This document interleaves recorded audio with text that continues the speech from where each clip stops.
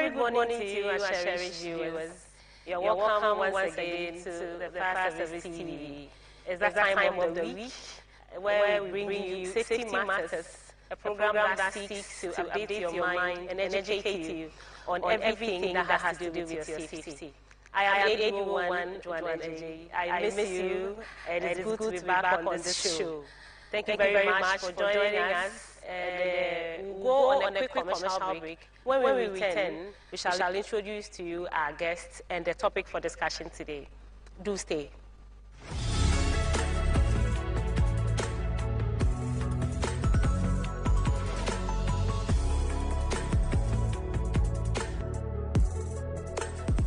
I came across power safety technology. So I introduced that into our residents, who are more than 4,000. And over the period, they have testified how power safety technology have saved them when the need arises.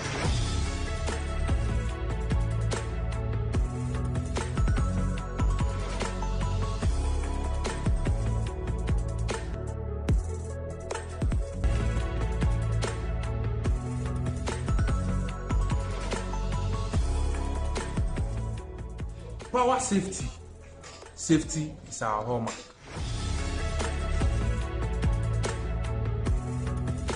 Welcome back, cherished viewers. This is Fire Service TV, ensuring safer communities. And the program is Safety Matters. This program seeks to inform you on your safety issues, what to do, what not to do in order to keep safe. And for today's discussion, we have in the studios our regular guest, Deputy Kwame Kwarteng. He's a retired director in the Ghana National Fire Service. And to my far right, we have DO1 Sam David Afo.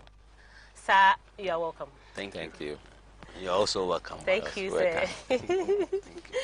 Yes, it has been so many weeks of information and education on a lot of things concerning our safety, fire safety and other forms of safety. And today we want to do certificates. I think that in our past programs we have alluded to it in part, but today we are doing it in earnest.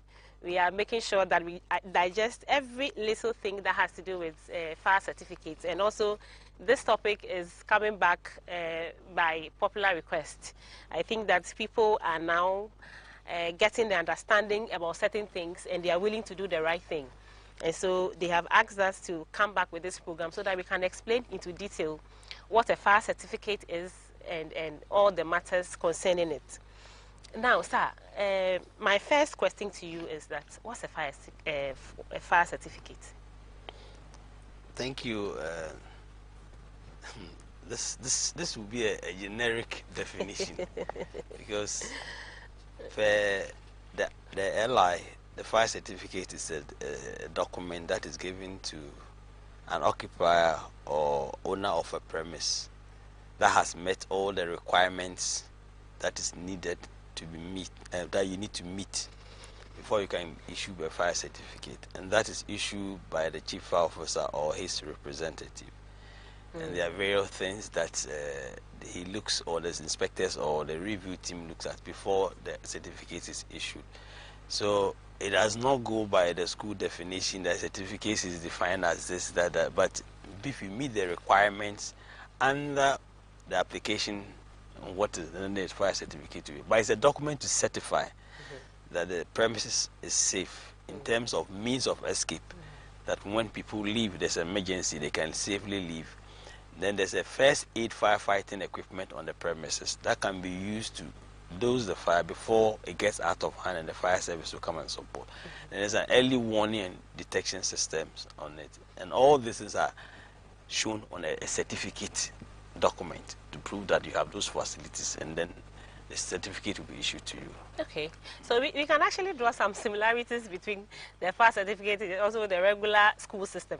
Yes. You know, you also have to go through some courses, Very good. and then the certificate you get at the end of the day certifies that now you have acquired certain, you have met certain conditions. Yes. And so you have become this kind of a person, and so Yes. this certificate is, so you can carry it Analog, to yeah.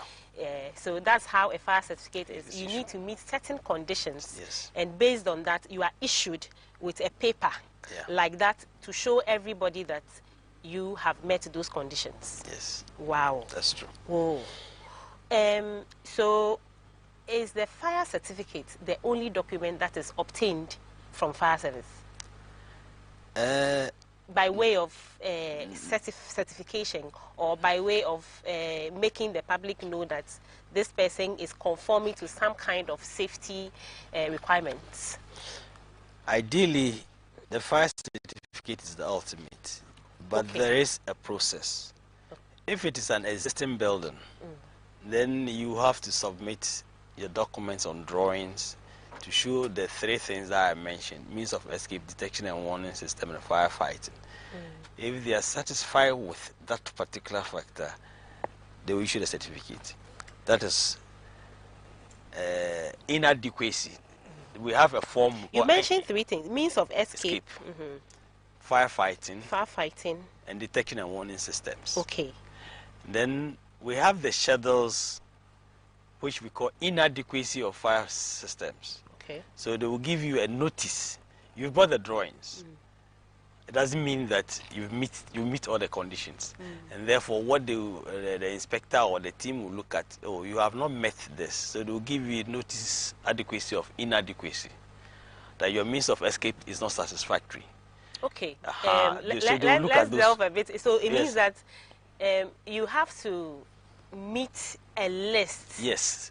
Okay. A checklist. A checklist. Conditions. So if you meet it halfway or half, they will issue a document, which is called the notice of inadequacy. Notice of inadequacy. Yes. You've done some, but you've left some. Yes. It is not inadequate. Yes. So they will give you a period, and the law requires that you're given, I think, 2 weeks to rectify it. Okay. So if we have not done that within the 2 weeks period that you have been given, you will never get the fire certificate. Are you getting me? Yes. You can have it outright, that you've met all the conditions, you're satisfied. Satisfactory means of escape, adequacy of firefighting equipment, and adequacy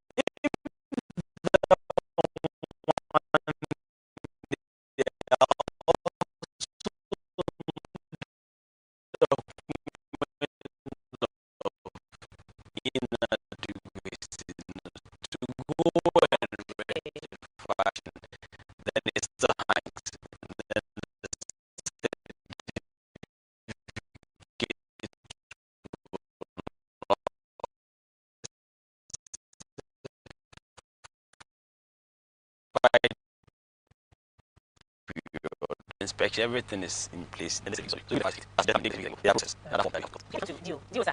So, from the submission given by deputy, it's turning out that the fire service, I had fire certificates, then I also had fire permit, then I also had notice of inadequacy. Okay. Are those the only three documents that are within the process? Oh no. Let me add something to the certification. Okay. Once the certificate is issued, there's a letter attached that spells out some information that the proponent or the applicant need to do. Date of renewal will be indicated, and then you'll be asked to confirm the hydrant or firefighting or fire detection system that you have yours on the certificate. You need to, by the year where you need to renew this fire certificate, you need the renewal date. Then you need to notify the service to confirm the locations of these things. So these letters are added to the certificates. Then a logbook is also added. The logbook tells you that you have a responsibility, and within the logbook there are days that you need to check: daily, weekly, and monthly, and quarterly. So you wake up in the morning, meaning that the facility has a fire safety officer or a safety officer, he has to check the condition of the fire detection systems and log in the book. Check the condition of the firefighting equipment and log in the book. Check the hose rate and other things. If any of them are defective, you record in the logbook. And then when you engage a service provider to effect the correction, those ones are stated. So this book becomes a guide to the fire safety department for them to know how conscious you are when it comes to fire safety measures in that facility. Look, viewers, so fire certificates might be the ultimate, but there are other accompaniments. We have heard about a fire permit. We'll go into that. We have also heard about a logbook that accompanies the fire certificate. And then we have also heard about notice of inadequacy, which was explained that if your preparation, if the fire service finds that you are not adequately prepared or you haven't met fully the requirements that you need to meet before a fire certificate is issued to you, you are giving a notice of inadequacy, indicating to you that you need to come back, do your homework and rectify certain things before you are giving a fire certificate. And also a logbook that helps you to have details of your undertakings as far as fire safety is concerned. We are learning.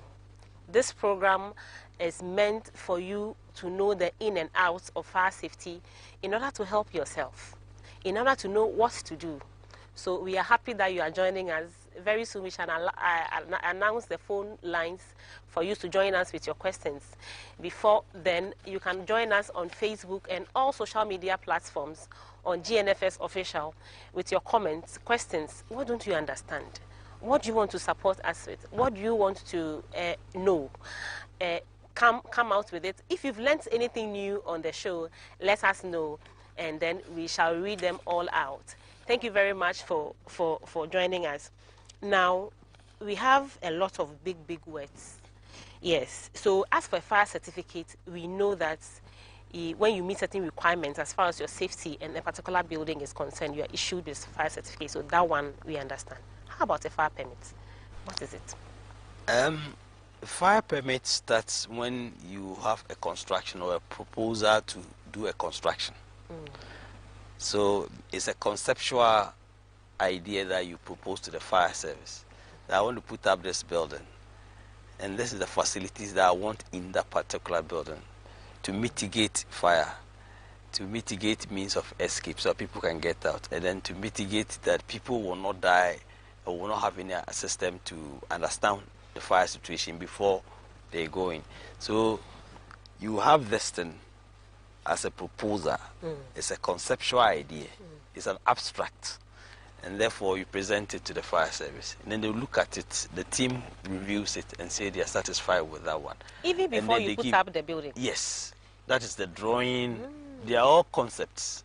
Okay. The fire service has not seen the structure in place. And therefore it will be very difficult to determine that I'll give you a certificate.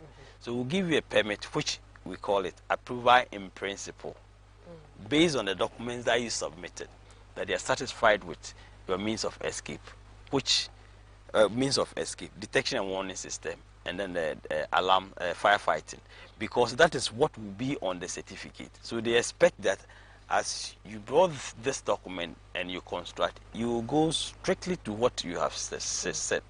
That is why on the permit, the fire permit, it is stated that after construction, you come back to the fire service to go and see exactly what is in the match the report to what is on the ground. So then that they will ask you for the as-built. You could do changes because sometimes it's not straight jacket. You could do changes as the construction goes on, based on situations. But what you brought is what they approve in principle. So as-built is what is standing there, maybe slightly different from what was approved. So you bring the as-built, then in the installed facility, then they proceed from the first form is Form B for the permit. Okay. Form A is for the existing. Then it graduates from B to Form A, that becomes existing. Okay. Then you can issue the certificate, the fire certificate to it. Okay. So that is the difference between a fire permit and a fire certificate. One is for an existing building. Existing. Even though the fire permits, when issued to a structure that is not yet in place, Yes. that structure would gradually graduate to the status of fire certificate. Fire certificate. That yes. is the understanding we are getting right now. Yes. So the fire permit is just a start-off point. Yes, that's what we're saying. It's a concept, an idea you are bringing to us. We don't expect that you put up the structure and then later it will be difficult. So when they look at the team review team look at your conceptual report as to what you want to put in place, then they will begin to ask questions. Where is your nearest fire station? How are you going to get water for firefighting? How are you going to do this? So you have to tell them. It's part of the checklist. Do you advise them alongside? Yes, there's always a checklist attached to each of the application forms, A or B, requiring you to provide location, the landmarks, how fire service can get there. They look at all this. Your alternative source of water for firefighting. Okay. The number of people that you anticipate will be in the building. You have to state, they are all part of the law and it's on the checklist. So you provide, and that's what the review officers will look at. So we offer advice in between. In between. When the person provides it, Yes. this could be done like this can be done like Yes. this. So for instance, means of escape, if the person submits the whatever requirements there are, the fire service is able to make inputs into Yes, the plan definitely.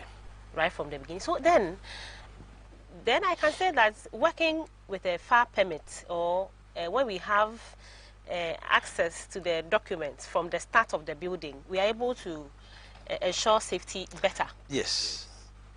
So you look at the size of the building, Okay. the number of people in the building, the height will determine which escape route would they use. Okay. Will they all converge in the middle, or they must have alternative? Because you can't allow somebody to travel more than 50 meters to get a comparative safety. Very well. The rules are there. There are standards that have been set by most building architects and so on. So it is there. So you, the inspector, will have to review that if this person has to try 30 meters to get to a staircase, it's not possible. So you tell the architect that provide an alternative route at a staircase Okay. at this wing of the building, and so forth. So you have to put, sometimes the drawing comes, you have to put what they call it, the scale and measure and know that the person is within the standard that has been set. And there are, some of them are in the building code, regulation. A very elaborate process, I must say. It's a serious business. A very elaborate process, I must say. Yes, it's true.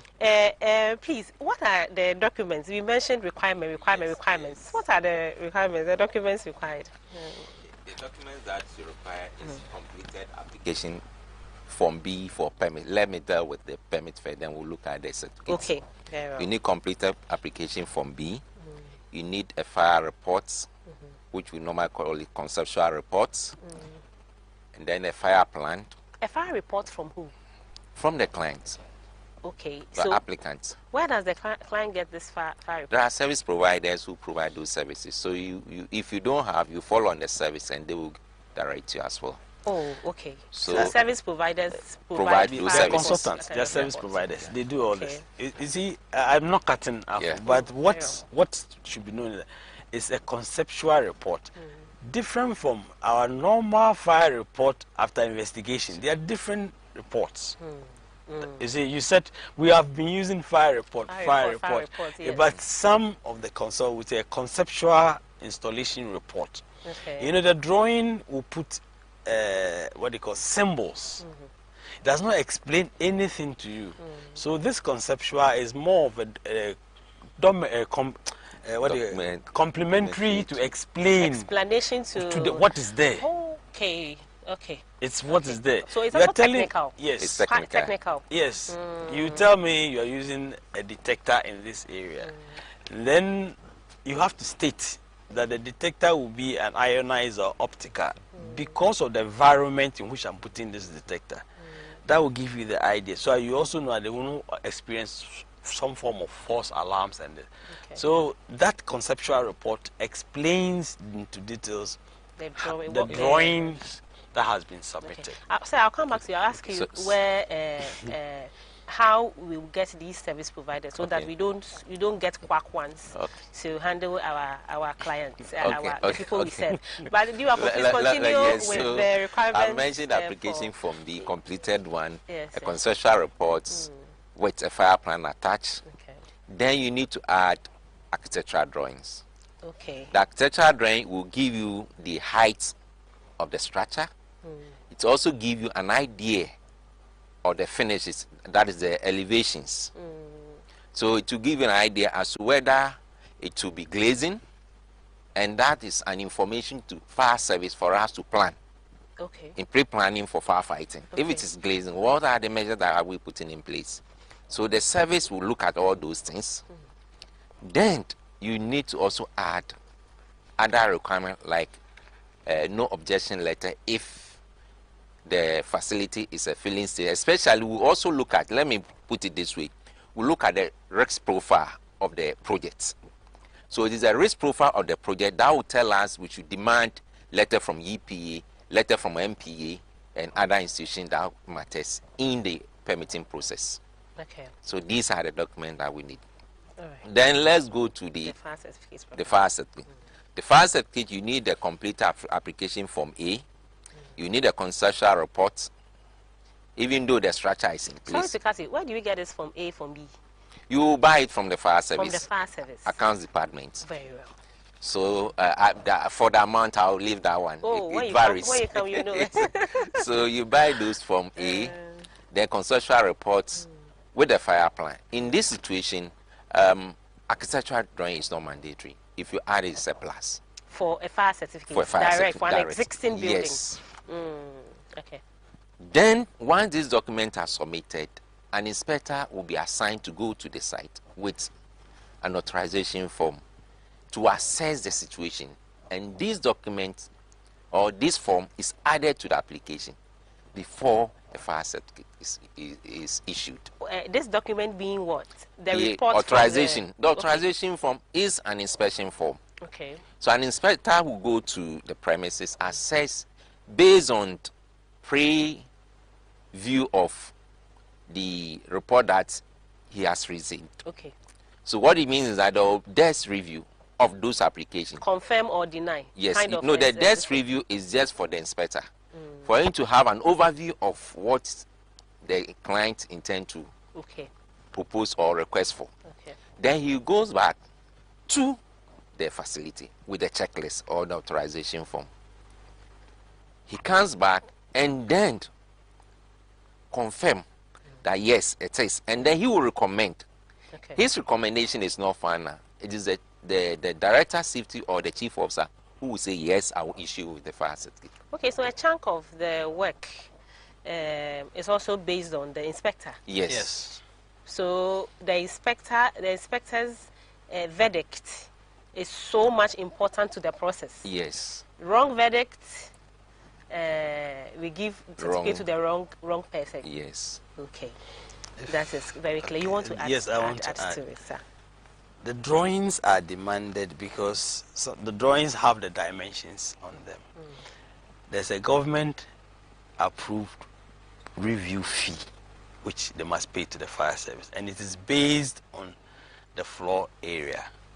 So you need to know dimension, length and breadth, or if it's circle, you need to have to calculate length and breadth. Yeah, no.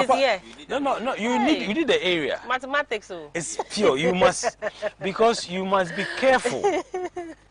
You must be careful. So fire service is everything. Yes, it is science. It is maths. The reason, geography, everything. You see, you must be careful because you are going to calculate a revenue for the government from there. Wow. If you don't write the correct measurement, you'll be doing under invoicing, and that one causing financial loss. Okay, so at what point does the client pay this fee? Yes, when you have submitted the documents, then they have finished the review. Before they issue any document, you must pay the prescribed fee. Some will want to pay upfront. Some will want to make sure that you have given them the invoice to pay the amount before they pay, because the document must come to you. You don't collect the money before the document. Are you getting what I'm saying? Yes. You review it. We are okay with it, so go and pay your fees. Yes. And therefore come for your document. That is, but it must be calculated based on the drawing and the dimensions there before the accounts will issue. If you do less than that amount, it's under invoice. You are causing financial loss. Yes. If you do over, you're doing over invoicing. The client will have to get his money back from you.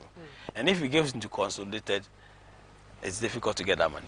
So you must be very tactical and know that this amount that is being charged straight. And you can pay by cash or you can pay by check.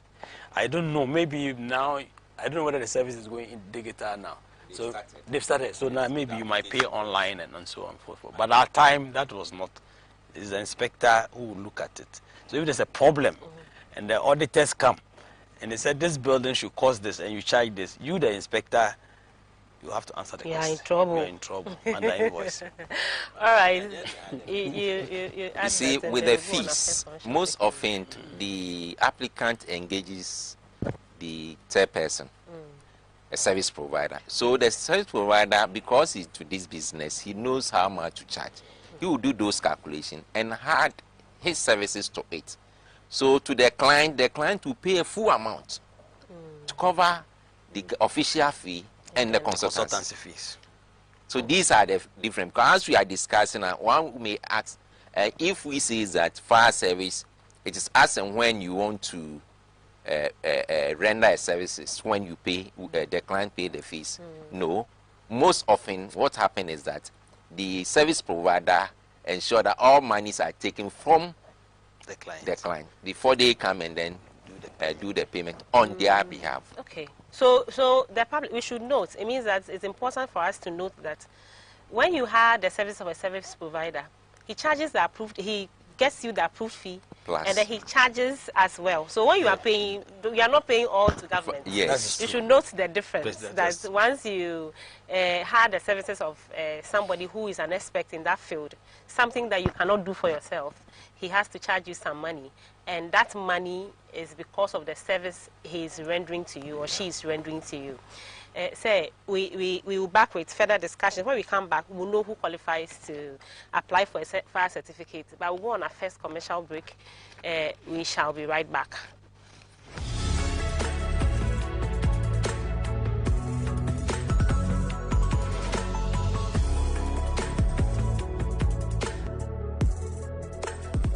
I came across power safety technology.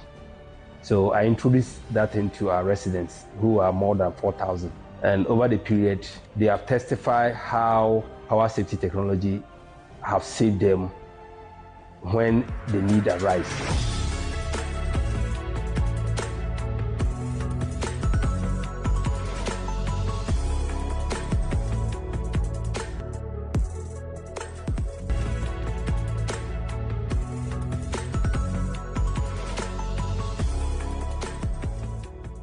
Power safety.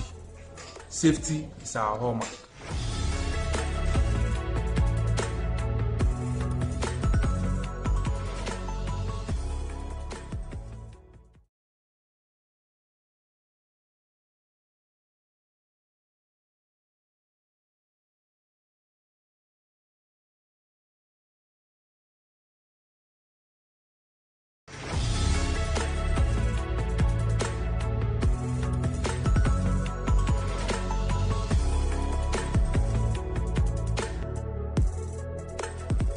I came across power safety technology. So I introduced that into our residents, who are more than 4,000. And over the period, they have testified how power safety technology have saved them when the need arises.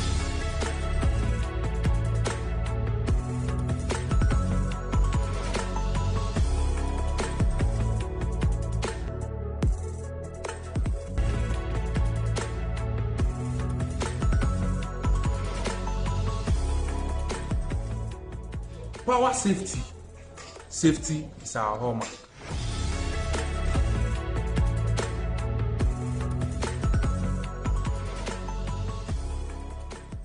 Welcome back, our viewers. You are still watching Safety Matters on Fire Service TV, ensuring your safety. That is our goal. And today we are in the studio with Deputy Chief Officer Retired Kwame Kwarteng and DO1 Sam Afo. They are doing justice to the topic of fire certificates. What do you give? What do you submit? What do you see? And all of that. It will be. We'll hear it on this show. Thank you for joining us. We have seen a number of your comments already on Facebook. We'll be reading them out soon. Those who want to join us, calling to ask their questions or submit their comments, you can join us on 050-960-8744. 050-960-8744, and we will be glad to receive your comments and questions. Sir, before we went on break, DO1, we would want to know who qualifies to obtain a fire certificate. Thank you. Who qualifies? Initially, we said a fire certificate is issued to a premises. Special public premises. Anyone who occupies a public premise and renders service to the public is required to acquire a fire certificate. Public premises. Yes. That is big. So, example, let's say church premises, supermarkets, the mall and all those things, offices. These are public premises. The law says that all public premises under LI 1724 are required to acquire fire certificates. Will it be so safe to say, it could be the occupier, the owner or occupier. Will it be safe to say any place other than residential? Okay, that was, yeah. So any other, you see, sometimes people would like to dodge when they don't find themselves in there. Any place other than. Yes, so it means that once it's not your residential abode, you are required to have a fire certificate. Yes. Is that so? Can we make that blanket statement? Yes. Okay.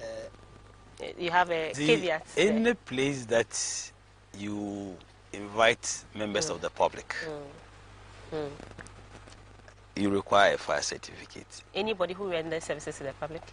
To the public. Okay. So in my house, I don't offer public services. Yes. So because anybody who comes to your property, you owe the person a duty of care. And one of the duty of care is the fire cover that you are providing for that particular person. So if I should come into your premises and I get wounded out of fire, then I'll have to be in trouble. That is why we're giving that. So it's a duty of care to a third party or somebody who is not part of your property that comes. And normally it's members of the public. So like schools, you have a school. Somebody is coming there, he must be taken care of. Yes. In terms of fire. You have a hotel, somebody is coming to sleep there, he must be taken care of. So it has a ring. And then that one has been listed under the LI 1724 Regulation 1. Okay. But that LI 1724 Regulation 1 has been amended. Yes. To LI has been amended to include 2249. Yes. Initially, residential homes were people's palace, so nobody was interested. But we realized later that we were having fire service.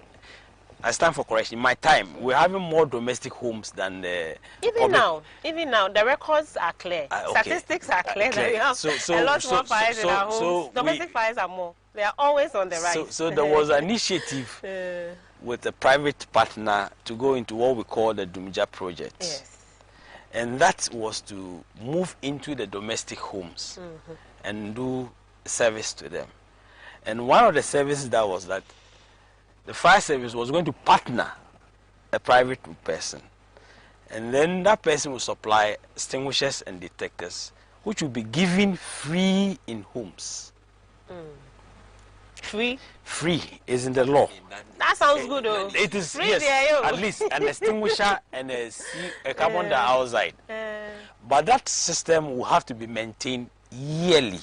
Okay. The fire service will put the extinguisher there, they will put a detector, but they must do servicing and maintenance every year and at a cost to the occupier of the premise. And that project has not taken off. Okay, so the first time you are having it is for free. Yes, How you have about then the when maintenance. It's time for maintenance Yes, on you. yes. So when you okay. damage or use the extinguisher, the cost will come to you. To you. Are you getting what I'm saying? So at least every home will have that one as a even if it's a compound house, then they will have what we call a fire point in which the extinguishers will be placed in there, so that the people there will know how to use it. And that project has not taken off. So eventually, the homes too, are they going to have fire certificates? Yes. They are supposed to. They are supposed to. Conditions. We have not met.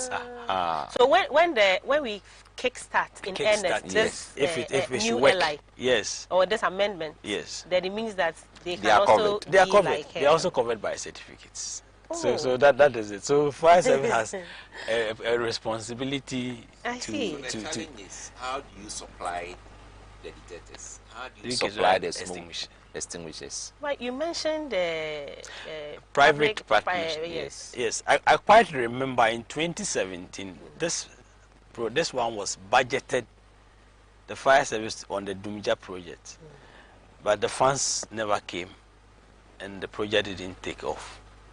So you still have the opportunity. You still have the opportunity to make it open. It's a private sector. You cannot have. Fire service cannot have the money. So it was a private partnership. It is just like the system of the toll booths, where they want the private sector to toll the roads after construction. In the same way, they had in mind to have this car tolling systems, where they pay part of it to the insurance companies. So when your car is broken down, you do. So that was the idea that brought in the Dumja, and we needed a private partnership to support us because we couldn't buy them. And this is where we are, Ghana National Fire Service. So you have a response. We aim to secure every individual in this country. We aim to bring safety to the doorsteps of every individual in this country, and we need support. It has just turned out that what we intended to do for residential dwellings has not yet taken off because of a few challenges. If you are watching us and you are interested in the safety of this country, you are welcome on board. You are free to join us.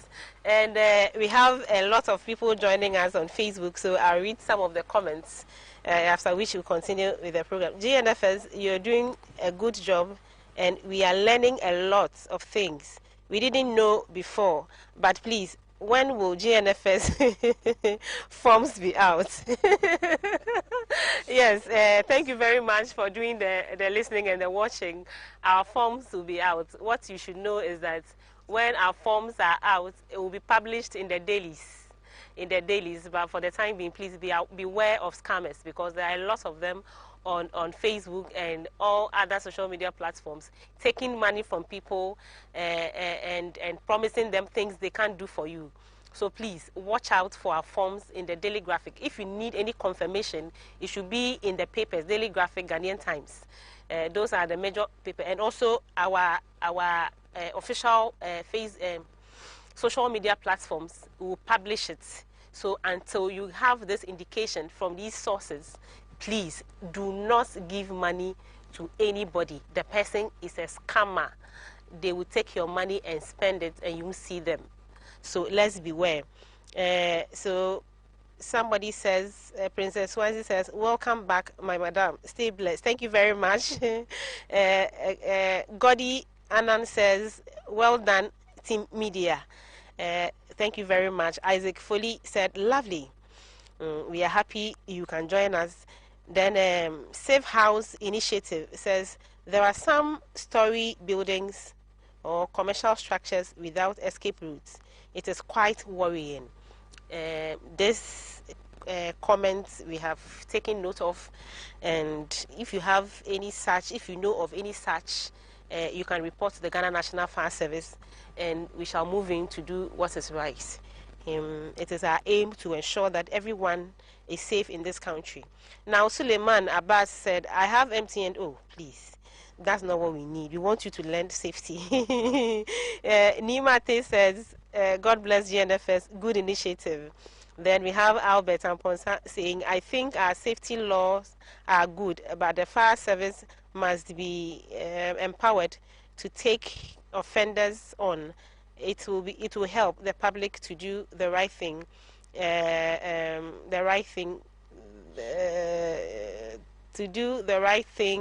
safety-wise. Thank you very much for this call. We are happy that you can join us. You can join us on phone via 050-960-8744. 050-960-8744, and we'll be happy to take your comments and work on them. Your questions, we have what it takes to answer them for you on this program. Thank you very much. Now, how does one submit their documents? Where should we submit it? Should we walk in? Should we post it? What should we do? There's somebody who wants a fire permit or a fire certificate. What is the procedure for submission? I'll give this one to you. Thank you. When it comes to submission of application form, you go straight to the nearest fire station. Okay. Then you do that submission. And then the station, the district station, will also forward your application to the regional command. And from the regional command to the national headquarters. So you start from the route? Yes. But in some situations, some go straight to the regional command or go straight to the national command. It's allowed? Yes. It's allowed to walk in to the national But you will be asked to go back. You see, you start from the national, you go back because the project is within a district. Is that so? That's the reason. Is that any within the district, and you need somebody to inspect the project. So you can't bypass the district, bypass the region, and then come to national headquarters. If you come, we'll ask you to go back. Yes. And then start the process from that level. Yes, it makes a lot of sense. Your project is within a particular locality. Yes. There's a fire station there. Jurisdiction. There's a fire station there that would be taking care of your safety needs anyway, directly. So they need to know about your project from down to top. Yeah. Oh, okay. So now you know. You can walk in, however, you'll be asked to go back and start from, and these are the reasons, so that your local station will be aware of what you are doing and will be conversant with you. I think it helps everybody. It helps everybody. The Ghana National Fire Service, as always, we are trying. Yes, we are doing our best, actually, to ensure that you are safe out there, whether at your workplace, in your house, in church, in school, wherever you may be. What is left is that you take what we are saying very seriously. You take it personally, okay, and act upon it. That's the only way we can get there. Thank you very much for joining us. We are still welcoming your comments. Somebody asked, these certificates, we have seen them in colors and all. Why colors, sir? That is an interesting question. It's the beauty of it. You know, technology and knowledge changes as time goes along. The certificate's design, the content is the same, but the colors have been brought in with low, medium, and high. Anybody with a certificate... Sorry to cut you, surely we will have the certificates displaying on the screens so that you can have a better appreciation of it, so that we are not discussing something in the air. So we'll soon have it. Sir, please do continue for us. Per the law, it is not appropriate for the chief officer to issue a certificate when the risk is high. But then it gives you an indication that you have to do something about what we have, because the system that has been designed or the information available to the fire service shows that you have a very high risk. All right? High risk? High risk. Okay. You are more susceptible to fire. Okay. Because every organization or the risk levels have been classified into low, medium, and high. Low, medium. So anytime you issue with a red color or a high certificate, that means that it will be accompanied with notice of inadequacy. Okay, so we have the fire certificates. Yes. These are the filling forms. Yes, on the screen now. And I think this color, no, It should go up. No, can let us see the have top. The top, from the top. From the top. Yes. You see, 9 is saying that it's low risk. Low risk. It means everything that is equivalent to good. In occupational health and safety laws, low risk means it's good. Okay. Then we have medium. Then we have high. Okay. So this means that this particular certificate is issued with no comment or no inadequacy form attached to it. So this color is blue, right? Yes. The edges are showing the blue. So it means there's no problem with the premises. Okay. He has met all the conditions and it goes. Initially, we didn't have this clarification, but as time went on, they realized that the person needs the certificate for a purpose. But then you, the inspector or the fire service, will have to tell the person that I'm giving this person the approval or certificate in principle, but he's in a medium risk. And therefore, we have added inadequacy form to his certificate to rectify this thing within a week or within 2 weeks. Then from there, he can move from that medium risk and come to low risk. Oh, okay. So if you are on a high risk, you don't remain on high risk forever. You should never be there. The goal is that you come to low risk. Come to very low risk. Edged one. Edged one. So if you have been issued with a red tagged certificate, that means that they are giving you a period within which 2 weeks you must move from that particular level and come to a low risk. And that's where the notice of inadequacy comes in. Provided. This has been put into its perspective. Are you getting me? Yes. So if you have a high risk, the numbers on the... if you have a high risk, don't get scared. But it means that you are not within the required class of fire. Okay. Are you getting me? Yes, so you must move from that and complete whatever is on the form. And then they will transfer you to the lower. When you get to the medium, that's also not the end. Yes. The goal is low. Low. You must come low. Then you have to complete another end distance to get it. So yes. Kindly, the numbers saying there's some areas that have been numbered. Yes. I'll be glad if you could explain the numberings to us. I think from the top, we have explained the risk. I've seen. Can you please take it? Let's show the other one. The top. 10 Yes. is the number. Yes. Application number. Application number. Yes. Then the 1 is the house number. Okay.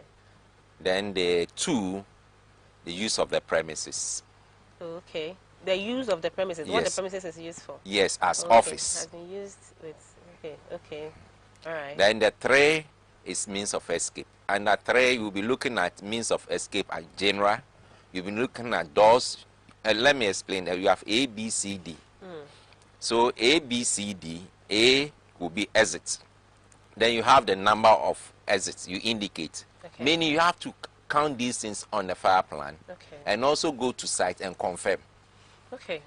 So this is the work of an inspector. That's why it says that where the inspector comes having upon inspection yeah. satisfied the following requirements as fire safety. So number 3, type. If it's a door, that means it's the door with opening direction. So it's set. If the opening direction of the door is not, then he has to go to the inadequacy and say that he has the door, but this cannot. So he has to rectify it. So you could fall under medium or high until you rectify it. Rectify it, then you come to that point. Okay. Then he has a staircase. The staircase is this type, and that one too has met. But because of the, you see, it's a number. You can count the number, but when you come to the location, the doors are at various locations and different places. So we normally refer that AOD means as on drawing. So your rule of judgment and everything is the drawing that he has brought. Yeah. So the doors that he has, it always has the door schedule. Okay. The door schedule says this one is a glazing one, glass, or a wooden. So what you brought is what is on the drawing. So we say there are 10. Okay. Or we can't count all, so we make it as on drawing. So the OAD you see there means as on drawing. Oh, okay. So Number 4, yes. Firefighting equipment. I think that one was alluded to earlier. Yes. When Afro was explaining. Then the 5th one, just as he said, warning devices. The warning devices. Okay. So you have, the 5th one is the hydrant. The fire hydrant. Water so you're doing firefighting. It means you are using the first 8 fire extinguishers to tackle the fire before you call in the fire service. But when the fire service gets there, they must be able to get a fire hydrant or sources of water, alternative source of water. So in this case, if he's using a hose reel, or he's using a fire extinguisher, which is carbon dioxide, or he's using a fire blanket. All these things were explained to, were explained in the earlier. Yes. So all those things. Then he comes to the hydrant. Whether he has a hydrant or he has no hydrant, or is a place that he has a swimming pool, is an alternative source of water. A fountain can also be used as an alternative source of water. If he has a very close area, which is a river, can also be used as an alternative source of. That's why we do priming there. So you are now understanding why they are asking for all this information. So it guides you. So if you don't have, you tell nil. So normally put nil if they don't have those facilities. And then it means when whatever their fire service is coming for, they must look for an alternative. And then you come to the warning devices. That is the detectors. Is it heat, smoke, what they call gas? You state all those things. But it's difficult to get the actual. So we say as on drawing, and then it moves on to. And then finally, it says that this certificate is valid for 12 months. Why 12 months?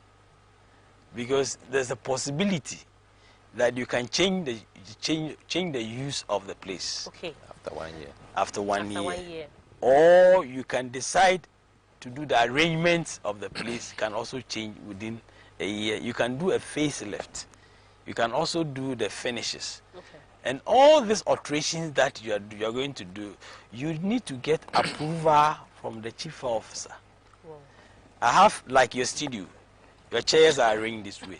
If you are changing the position of the chairs, you are beginning to orient the usage of the area, and therefore these changes or alterations must be submitted to alter it on your certificate. So there will be no obstruction. So if I know that this door is always open, and then I come in a week or two, and you have put edge or put it, what do you call it, something to obstruct it, you have altered the original content of my fire certificate. I get it. So you need to, and you need before all this. That's why we give you a period. That after a year, we assume that you will not change. And every 6 months is the duty of the inspector to come to the field and see that these facilities, the extinguishers are there, the doors are there, the distance are there, and then the logbook is recorded in. Then he goes away. So the fire safety directorate, I'm sure, takes care of all of these things. That's why the fire safety directorate was created, to take care of all of these things.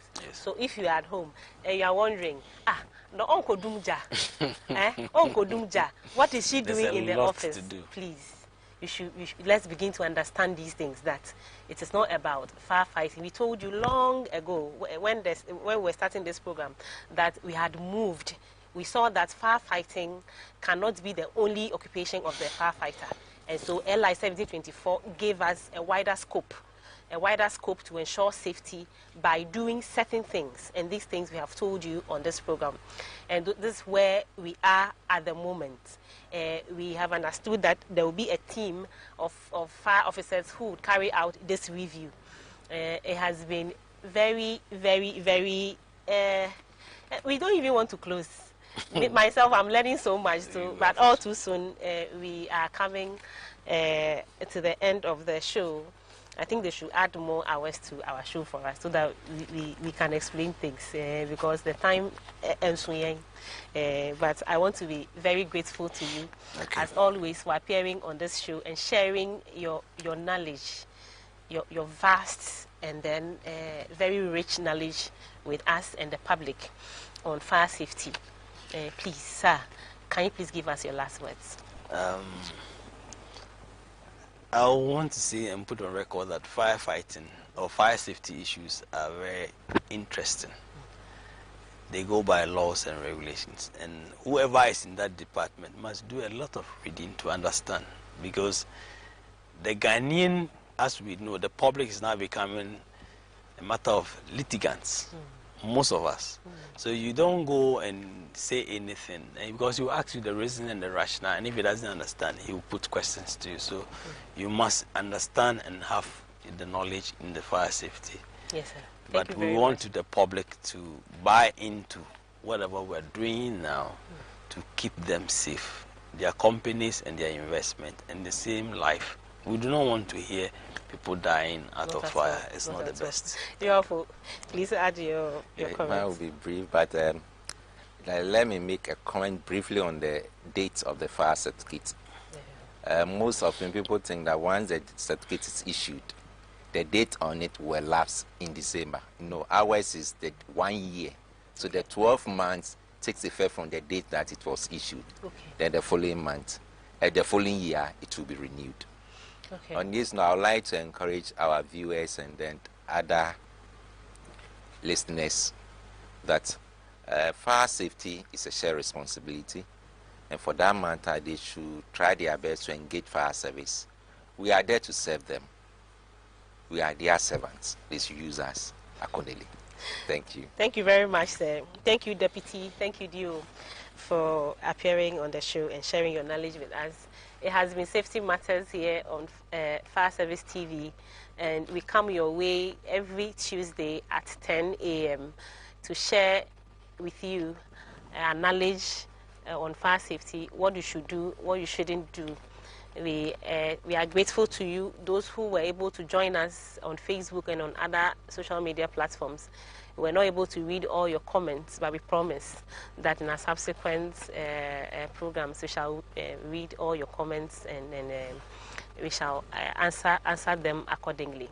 Thank you very much for joining us. I'm ADO1, Joan Ejay Jamesi. We'll see you next week. Thank you.